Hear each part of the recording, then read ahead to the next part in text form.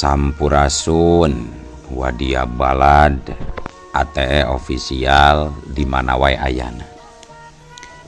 Alhamdulillah wa syukru ala ni'amillah kalayan diwuwuh ku qabul anu maha agung dibarengan ku pangijabah anu maha kawasa diiring ku kadeudeuh kanyaah Gusti anu maha suci urang ayeuna dugi kadangat ayeuna masih keneh tiasa ditepang dangukeun deui dina acara anu matuh kamemet urang sadayana nyatana dina pagelaran dongeng Sunda jejer carita pedang mayit.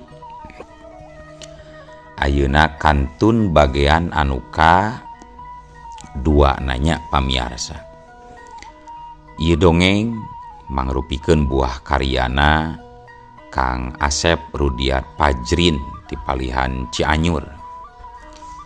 Kangge Kang Asep ngahaturkeun rewuh-nuhun laksaketi kabingahan rehna parantos ngintunkeun naskah sakaligus ngawidian mamang kangge medar ieu dongeng dina channel ATE official ieu.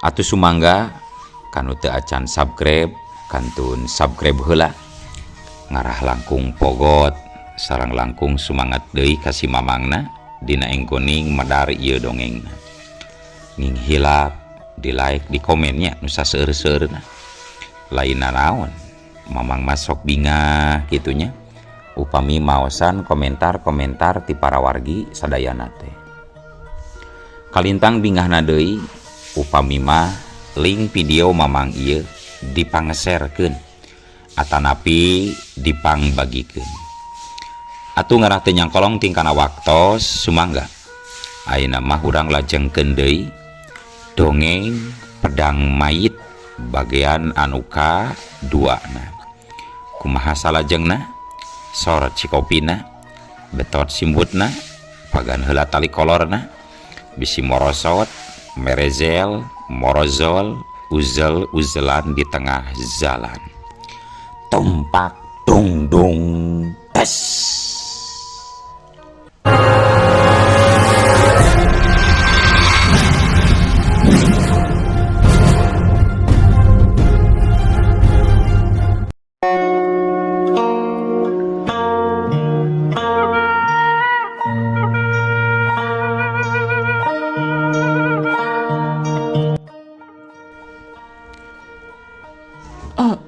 Apana gening ayeuna matos teu nyeri deui awak teh ieu sirah geus teu nyeri jeung ieu awak peni asa rarampang apana kadenge biijoh nyarita atuh pogoe Mang Ubad nu tadina rek ngahaok deui teh kaja kasinting jadi tekendat tuluy bae ngarangkul ka pamajikanana. Oh bener ieu teh manehna geus ngareuna awak ayeuna mah. Bener apana raoseun ayeuna mah hararampang Temal biijo bari ngoleset turun tina ranjangna. Tupan ceuk wing oge naon mang cing tenang tuh cager ayeuna mah si bibina mang. Ceuk Jakarungsing nyerenge.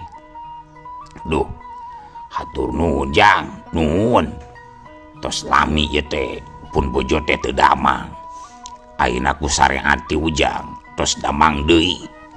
Duh kedah kunaon atuh mamang ieu mulang tariman aja. Ceuk Mang Ubad jadi make bahasa nu lemes deui ayeuna mah nyaritana. Ah keun wae mang tong ting dipikiran masalah eta mah apanan geus jadi kewajiban urang kudu silih tulungan tutulung kanu butuh tatalang kanu susah. Mamang oge geningan geus mere nganjuk ka uing tadi dahar padahal mah pan uing teh tara balanja di dieu ngan ukur saliwat jeung deui keur kabeneran we ubar ti uing teh mujarab kitu tamang. Ceuk Jakarungsing manehna mah angger we nyarita kitu nate bari surangah serengeh sarta garo-garo teu ateul kana babatok huluna. Wios Jang, sadayana anu tos dituang sareng dileut ku Ujang teka dating ditaur Mamang Rido Jang. Uluh, atuh jadi ngeunah kawing na kitu Mamang. Nyaan ieu teh Mang, teu jadi hutang Mang, lunas Mang. Ih, leres Jang. Ke ari Ujang teh saha teh ieu teh jenengan?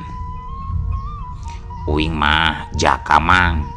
Ari guru uing mah nyebutna teh sok Jaka Rungsing. Meureun pedah uing keur leutikna osok Rungsing kitu meureun Mang.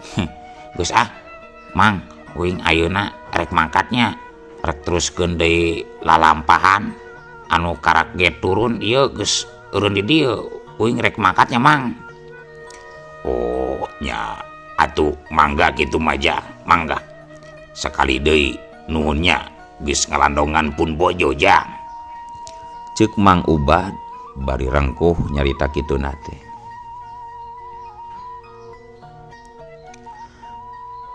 Nyatu Mang, uing pamitnya Mang.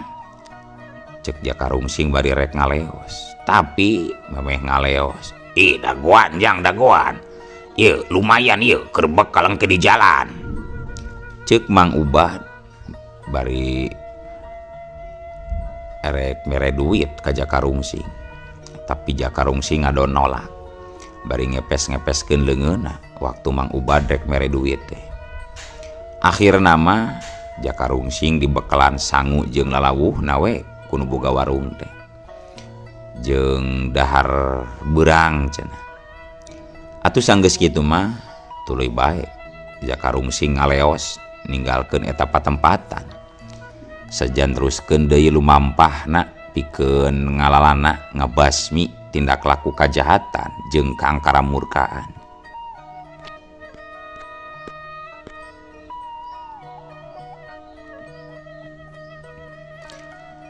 Para wargi sadayana. Kira-kira wanci tengah poe harita Jaka Rungsing anjog ka hiji lembur. Anu mana ngaran eta lembur teh Jatingora. Sanajan di eta lembur gegek ku imah, tapi kayaan didinya kawilang sepi jempling simpe. Taya pangeusina anu katembong ngulamprang. Waktu nempo aya tangkal kai anu ngarampidak, Jaka Rungsing ngeureunkeun lengkahna. Laju nyamperkeun kana eta tangkal kai. Maksudna marek reureuh sakalian murak timbal pamahanan ti Mang Ubad teh. Harita Jaka Rungsing gancang muka timbal. Tapi karek oge sababaraha huap manehna dahar. Katembong ti beh kulon aya saurang awewe anu keur lulumpatan bari ngengelek wadah seuseuhan. Di tukangeunana aya 3 urang lalaki anu ngaberik eta awewe. Mun nempo tina paromana mah tetela eta awewe teh bangun anu sieuneun pisan ku 3 urang lalaki. Atujung Jaka Rungsing nangtung. Barang nuker diudag-udag teh ngaliwat ka hareupeunana tuluy bae ditewak leungeunna ku Jaka Rungsing. Siet kap. Atuh puguh eta awewe teh ngacerit bari mota. Tulung.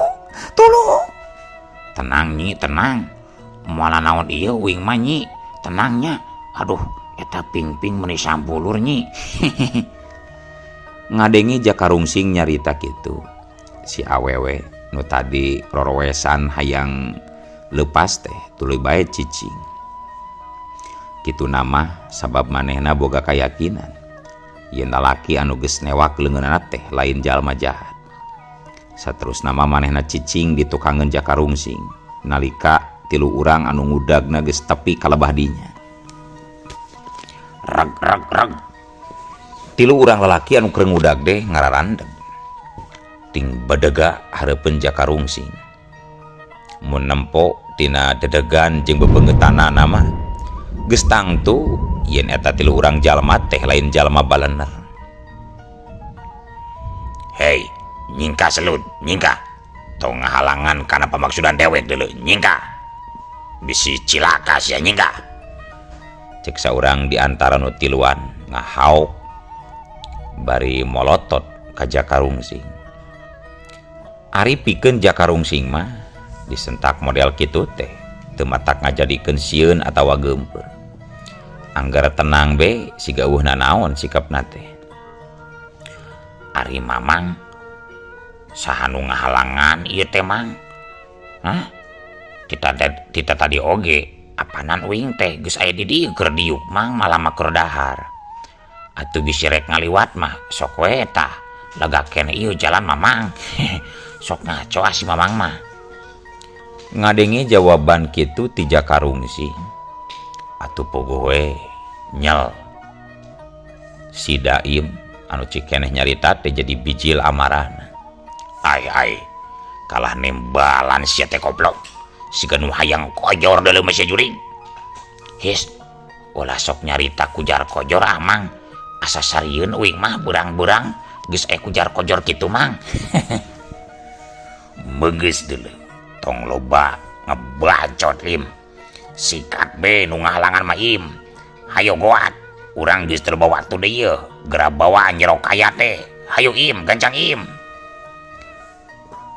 Cek baladna si Daim ngilu nyarita. Bener im, bener. Lila teuing mah bisi Kang Gopar ngambek manten ka urang tiluan kete. Gancang im. Gera cangkala keta wanoja. Cek saurang deui nu ngaran Ocid nyambungan. Nempo kitu Jakarungsing tuluy nyarita ka Nyi Rukoya. Sok nyi kasih si heula nyi. Keun nu karya mah ku uing diperenan nyi lah. Teu talangke Nyi Rukoya leumpang ka handapeun tangkal tempat Jakarungsing murak timbalna. Oh, jadi mamang-mamang teh erek nyangkalak eta awewe lain. Karunya tuh euy. Kumaha lamun kolot naneangan kete tangtuna bakal sodiheun mun budak parawana leungit teh mang euy. Tong loba bebak sia teh goblok. Mun bung nyingka rasakeun ieu peureup buleud dewek deuleu. Hiya! Corelat culeng si Daim loncat bari ngahumbatkeun pereupna kana palebah careham Jakarungsing. Hiu plos. Tenggelan si Daim nonjok angin. Sabab Jakarungsing ngaliwatkeun awakna saeutik. Solontod. Si Daim kabawa ku tanaga sorangan nyolontod ka hareup. Nampa nu jadi lawana nyolontod, gentak Jakarungsing ngetig suku si Daim. Hiu, cekudek. Aduh. Si Daim ngoceak. Sukuna karasa remuk. Awakna nu tadi nyolontod deh jadi engkle-engklean bari nahan ka nyeri. Nempo si Daim ngadon engkle-engklean, si Damin jeung si Ocid baladna jadi silih teuteup. Duanana surti. Yen jajakan nu kiwari aya di hareupeunana teh, lain lawan anu enteng-enteng. Sabab si Damin anu pangartina leuwih punjul ti maranehna duaan oge. Nyatana mah bisa dielehkeun ku sageprakan wungkul ku Jakarungsing. Sanggeus kitu mah serebet. Si Damin jeung si Ocid pada ngaralugas bedogna sewang-sewang. Hiat curela celeng.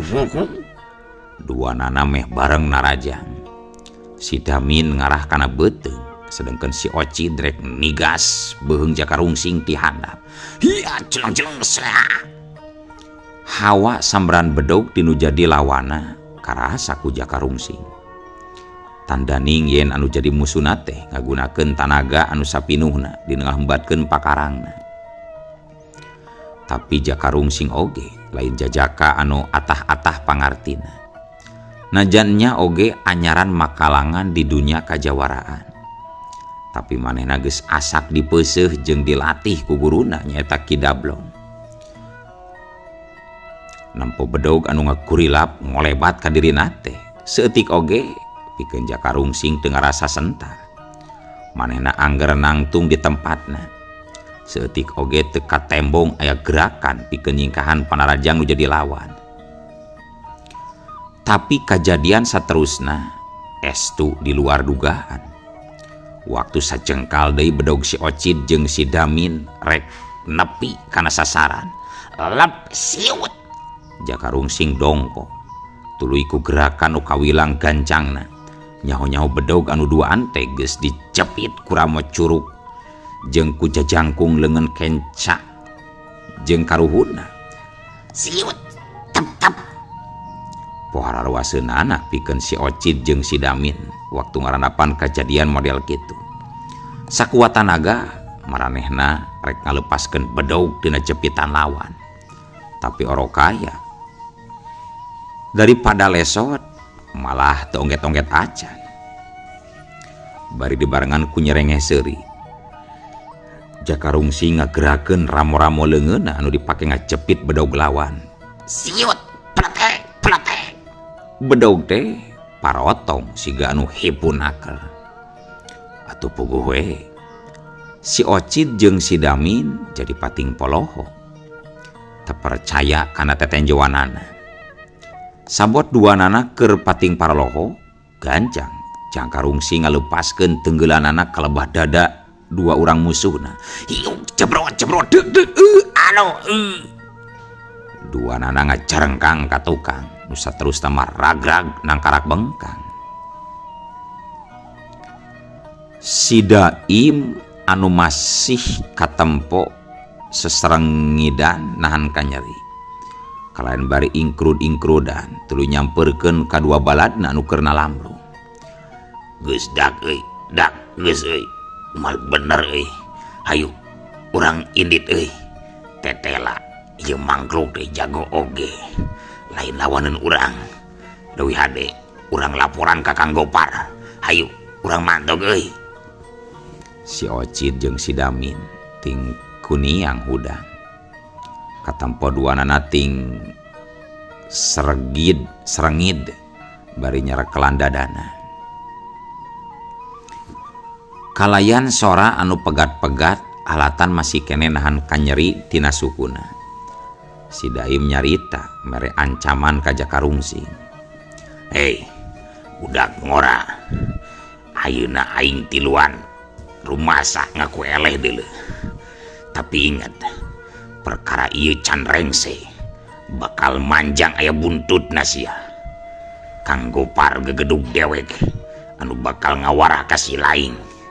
Daguan waktuna ulah waka ingkat ieu lembur sia. Curig. Sanggeus kitu mah bari ting serengid tiluanana ting laleos ninggalkeun eta patempatan. Nampo musuhna geus pating laleos, Jaka Rungsing tuluy muru nyamperkeun ka Nyi Rukoyah anu masih keneh nyalindung di handapeun tangkal tempat ngabarakna timbal manehna. Geus cuy, geus aman ayeuna mah Nyi. Jung, geura balik ayeuna mah bisi neangan Bapak Nyai. Duh, hatur nuhun pisan Kang, nuhun. Pamit aya Akang mah, duka teuing kumaha nasib abdi teh jadina Kang. Ah, da ieu mah geus kabeneran we meureun Nyi. Jeung memang geus kitu kuduna. Nu salah bakal eleh kuno bener atawa ulah-ulah si Nyai teh boga salah nu mata udah oge meureun. Boga salah Nyai teh.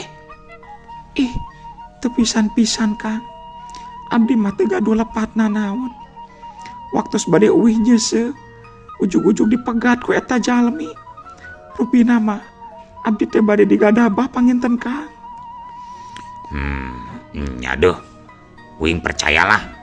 Nyai teu boga salah. Geus nya, ayeuna mah Nyai geura mulang ah. Bisi kolotna arep-arepeun. Uing mah rek teruskeun deui hanca ngawadang we ieu teh nya. Jung Nyai mah balik bae ah. Ulang ngilu dahar bisi teu seueuh ka uingna. Ceuk Jaka Rungsing nyarita kituna teh bari nyamperkeun deui ka lebah timbal anu tadi dipurakna. Ngan manehna jadi oloho. Sabab tetela sangu timbal teh geus digembrong sireum nu kacida lobana. Atuh puguh we Jaka Rungsing jadi garo-garo teu ateul. Duh, aing mah Rajen aya sangu seetik deui ngadon dipiheulan ku Sirem atah adol sia mah Sirem saraka teu ngagehan uing. Nempok kitu Nyi Rokoyah jadi karunyangeun. Ceuk pikirna alatan geus nulungan manehna si Jajaka nepi ka teu jadi daharna. Duh, karunya teuing. Lapareun keneh meureunnya eta lalaki teh. Kitu geurentesna Nyi Rokoyah. Ah, lain milik uing we meureun nya euy. Sanguna geus dipurak manten ku Sirem. Milik Sirem eta mah meureun. Cek Jakarungsing bari garo-garo teu ateul. Atuh karompok we Kang. Aya sangu-sangu acan mah. Sakatentan pangjajabkeun abdi. Bilih aya nu ngudag deui, sieun abdi mah Kang. Lang Jakarungsing ngahulang heula sakedeung. Tapi sanggeusna dipikiran deui, yen aya jalema nu tadi tas tarung jeung manehna teh tangtuna oge bakal balik deui ka eta lembur. Akhirna mah Jakarungsing nya tujuan oge kana pangajakna Nyi Rokoyah. Nya, hayu atuh ah uing ngilu. Bisi tadi jalema nu tiluan balik deui ke erek nyiwat Nyai. Hayu. Sanggeus kitu mah tuluy duanana laleumpang ninggalkeun eta patempatan sejarek mulang ka imahna Nyi Rokoyah. Gancangna carita barang nepi ka imah di lawang pantok keneh oge geus dipapageun ku bapana Nyi Rokoyah. Ngaran bapana Ki Sapra anu mangrupakeun pupuhu eta lembur. Sanggeus Nyi Rokoyah nyaritakeun kana naon anu geus karandapan ku dirina sarta ditulungan ku Jakarungsing. Tungtung nama duanana dititah arasup ku Ki Sapra ka jero imah. Di jero imah Jakarungsing disuguhan cikopi jeung lalawuhna. Aya goreng cau, wajit jeung kulup ganyong. Nya terus we diopi ku Jakarungsing teh teu dililakeun deui. Sok kadinya jang saepkeun. Kelah dahar sangu masa kedeung deui oge. Bakal asak geranya cing sabar heula. Ah, waragi oge ki mejeuna ongko wanci kieu mah ngopi teh ki meni pelem meni pedo kieu ki. Nya jang kabeneran karek anyar nutuan eta kopi teh. Paingan atuh meni seungit kieu ki jigana dikocekna 75 kali meureun ki nya kabeh kenca. Ah, henteu manya meni nepi ka 70 kali sagarupan teu jang. Eta biasa we ala kadarna. Geus kitu mah Jakarungsing teruskeun deui ngopina. Bari sakapeung mah nietenan kayaan di eta patempatan. Sabot keur kitu ti luar imah aya nu uluk salam. Sanggeus dititah asup ku Ki Sarpa, jol saurang lalaki anu ngaran Boing. Bari hari weus-weus mehna nyarita. Duh, cilaka Ki, cilaka. Anggota lodaya ireng terus asup aya lembur Ki. Tadi uing nempo di pasampangan. Mending ngabring Ki anggota lodaya ireng Ki. Geus diuk heula Boing, diuk heula. Kuring oge geus nyao perkara eta mah sok tenang diuk heula. Ceuk Ki Sarpa leuleuy nyaritana. Tapi atra tina paromanana aya kahariwang anu teu bisa disamunikeun. Bari gek diuk si Boing nanya ka Ki Sarpa. Rada heran oge tayohna mah. Oh. Jadi aki teh geus nyahonya? Nya ing, kula geus nyaho. Tadi si Kaya rek dicarulik ku 3 urang anggota lodaya ireng. Ngan hadena we aya Jang Jaka anu geus nulungan. Jadi salamet keneh Nyi Kaya teh. Tembal Ki Sarpa bari ngareret ka Jakarungsing. Si Boing oge jadi milu ngareret. Manehna kakarak sadar yen di dinya aya jalma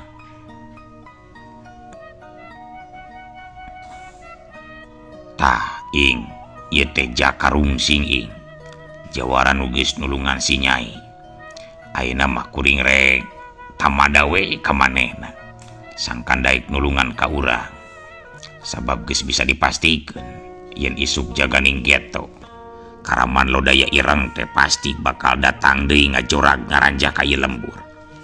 Apanan iwal ti ieu lembur anu encan kadatangan ku maranehna mah.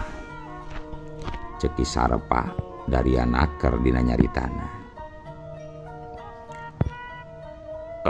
Alus atuh kitu maki jeung memang geus sakuduna urang teh yang hareupan sagarupa anu rek ngaganggu kana kating teriman lembur urang.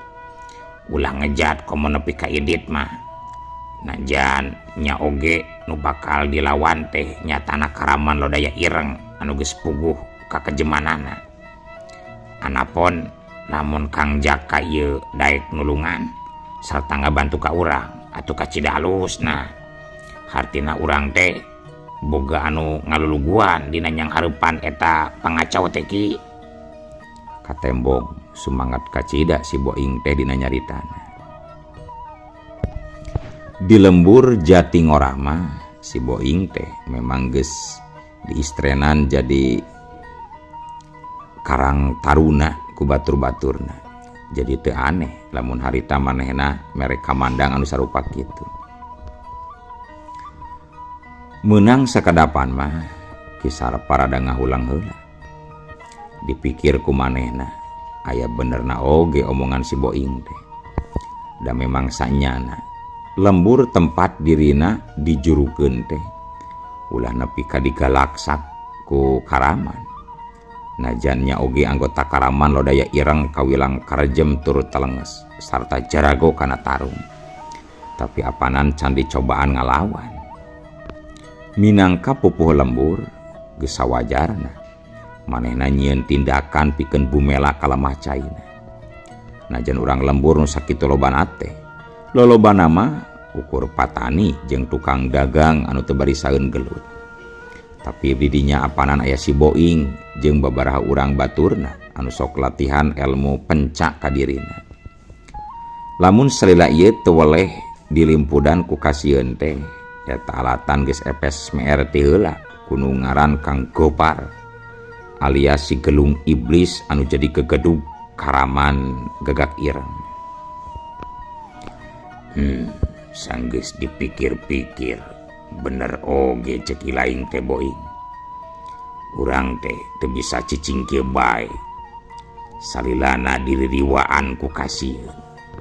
Ari geus ngayakeun perlawanan mah moal panasaran teuing meureun.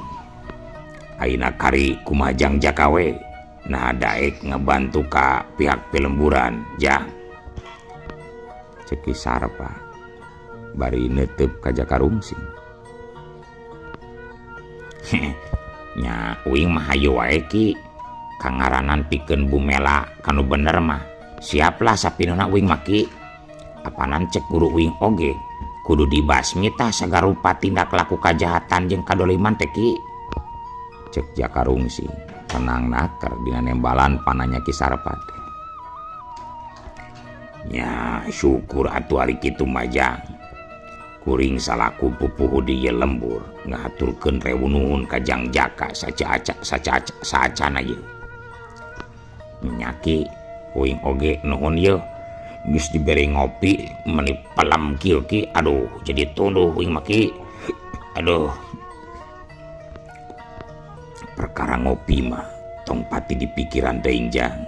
Rek sapoe 4 kali oge pek teh teuing Jang. Nyambung atuh ari loba-loba teuing mah ki bisi hideung hate ah. Si Boing malah nempokeun ka Jaka Rungsing teh. Aya rasa cangcaya lamun jajakan nu aya di hareupeunana teh hiji jawara nu luhur elmuna. Beda eta we nampo pamolahna Jaka Rungsing anu sarangah serengeh wae jiga jalma kurang saeutik. Tapi sanggeusna inget katilu urang anggota Karaman anu kayanana sakitu ripuhna. Sanggeusna patalak jeung Jaka Rungsing waktu keur nulungan Nyi Rokoya. Akhirna mah si Boing ngarasa gede hate oge.